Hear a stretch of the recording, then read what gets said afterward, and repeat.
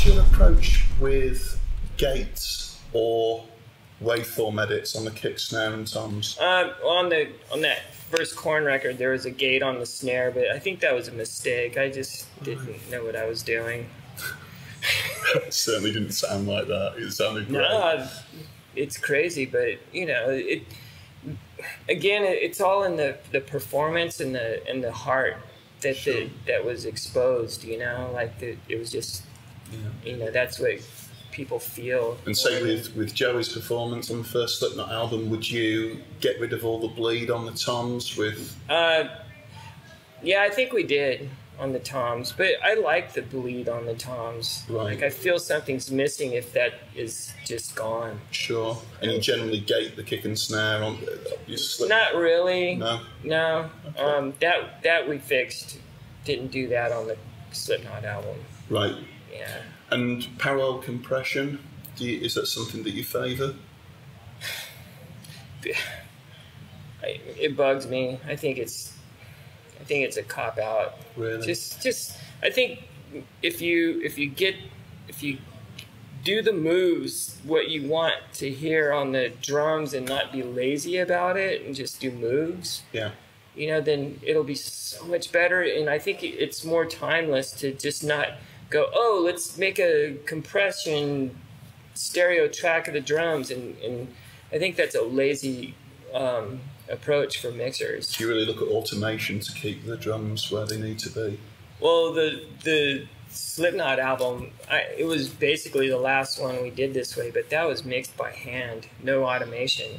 Wow. Yeah, it was Joey and I, and you know, he was on the drums and I was on guitars and vocals, and you know, and we did moves and put razor blades on the faders and like had marks and Sure. And we mixed it like playing a live instrument. Wow. Yeah. It's a real performance. It's a total performance, yeah. Right. Do you compress then EQ generally, or EQ then compress?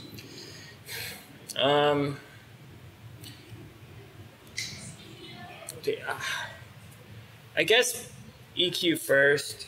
Right. Yeah. Compress Yeah. it. Okay.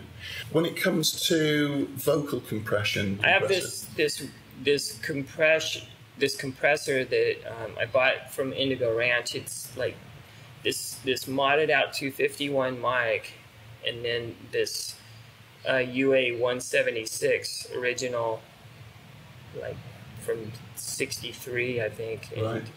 you know, that is the magical combination that I've used from the first Korn record all the way Right. Got through you. today. When it comes to mixing, do you tend to EQ on the channel or on the sum? With mixing, it's EQing on the channel. Got you. You know. And then do you supplement that with further EQ, or is it just the EQ on the track? I record it flat. Yep. And then EQ it for mixing. Got you. know. And when you actually track, do you ever use EQ or compression when you track? Not on guitars. No. On anything else? No. No. You just, keep it clean. Just get the sound. Sound at source. Get it right. When you're actually mixing, do you tend to mix with the compressor over the master bus? Well, that's a thing. Like, I think that it's more. It's just better, and I don't know. It's like cobbling. If you just get the sound that you want without using compression. Yeah. At all. Sure. You know, and really going deep into it, it'll be a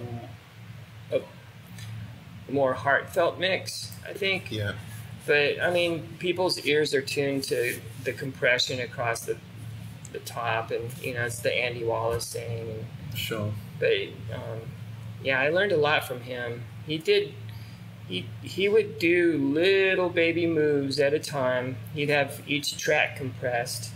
It wasn't like he compressed the whole thing at once. He would have each channel compressed, you know, and he would do little baby moves on each instrument, go through the song on each instrument, and just be super patient. Done.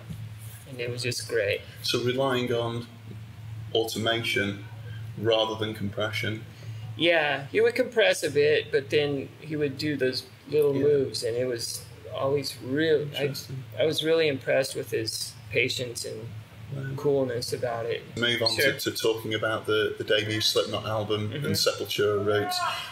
So we've already talked about the drum approach with both. It was similar, the double mics on the kick and single room mic. Is the single room mic generally around knee? No, that album was a stereo room mic, but I mean it wasn't really used. No.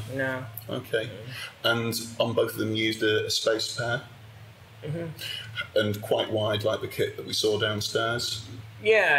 It was Indigo it was carpeted and stuff, but it was very similar to that. Yeah. So downstairs, we were chatting before, you were using a ribbon mic. Is that a favoured approach with overheads? It depends on what I'm craving. Ross Robinson, thank you very much for your time. You're very welcome.